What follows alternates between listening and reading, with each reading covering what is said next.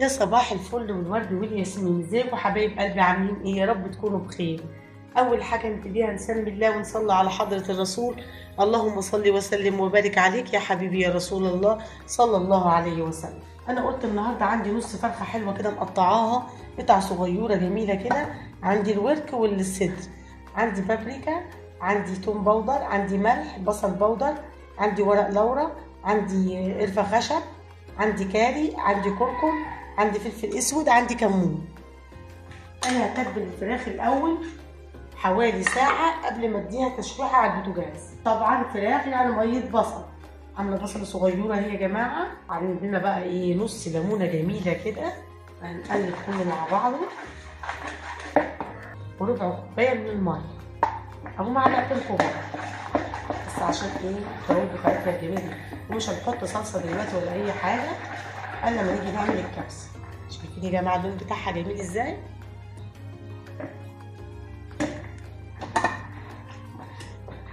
قلبي بقى التتبيله كويس فيها كده. خلاص تبلتها زي ما انتم شايفين كده. هنسيبها ساعه بالظبط وبعدين هنشوف هنعمل ايه. يلا بينا. خلاص يا جماعه الفراخ معانا اتبلت. جبت ايه طاسه على النار، اضيف فيها حوالي معلقه زبده حلوه كده. بسم الله ما شاء الله، بسم الله. انا مش هقلب فيها يا جماعه الا لما الناحيه اللي تحت تحمر. خلاص انا عايزه اديها لون حلو كده. خلاص اللون اللي احنا عايزينه،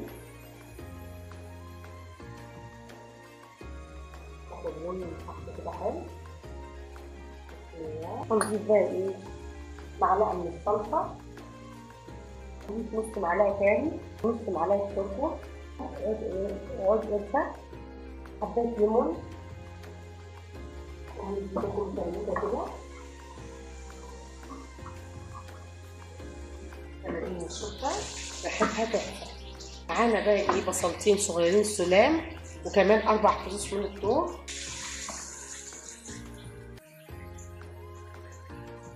هضيف بقى كل المكونات دي يا جماعه بعد ما شوحت كل حاجه. هضيفها فين؟ في الصينيه اللي انا هعمل فيها الايه الكبسه. خلاص يا جماعه هضيف لها ايه لتر من الميه زي ما انتم شايفين كده. بسم الله. خلاص يا جماعه ظبطنا الملح بتاعنا. اول ما تغلي معانا هنضيف الرز على طول ونحطه في الفرن. معايا نص كيلو رز من بسمتي، انا غسلاه كويس ومصفياه. ان شاء الله جميله وريحتها جميله. يلا بينا بقى هنغطيها ونحطها في الفرن. درجه حراره 200 يا جماعه بقى لي ربع ساعه. فخلاص انا حطيتها وغطيتها اهي نص ساعه بالظبط وهنشوفها. بقى لها ساعه يا جماعه. شايفين اللون بتاعها ما شاء الله خرافه. معايا معلقه زبده ومعلقه زبيب حلوه كده. دي هقلبها بس دقيقه واحده في الزبده البلدي وخلاص عشان نبقى ايه نضيفها على وش الرز الجميل بتاعنا بتاع الكبسه. ونديله تقليبه بسيطه كده حوالي دقيقه من دقيقه لدقيقتين.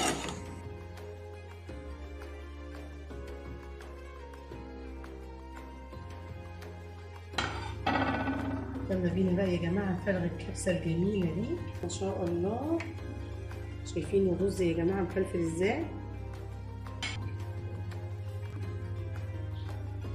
نضيف شويه زبيب بقى يا جماعه من اللي احنا ايه قلبناهم في الزبده كده. انا مش هضيف في الطبق التاني لان هنا اولادي ما بيحبوش الزبيب على الكبسه، فانا عملت طبق واحد. خلاص يا جماعه المغرب بيأذن. يا رب الفيديو يكون عجبكم ويكون نال اعجابكم. الكبسه جميله زي ما انتم شايفين كده، طبق بالزبيب وطبق لوحده كده ساده. يا ريت تيجوا تفطروا معايا. كل سنه وانتم طيبين. اشوفكم في فيديو جديد ان شاء الله. الى اللقاء، باي باي.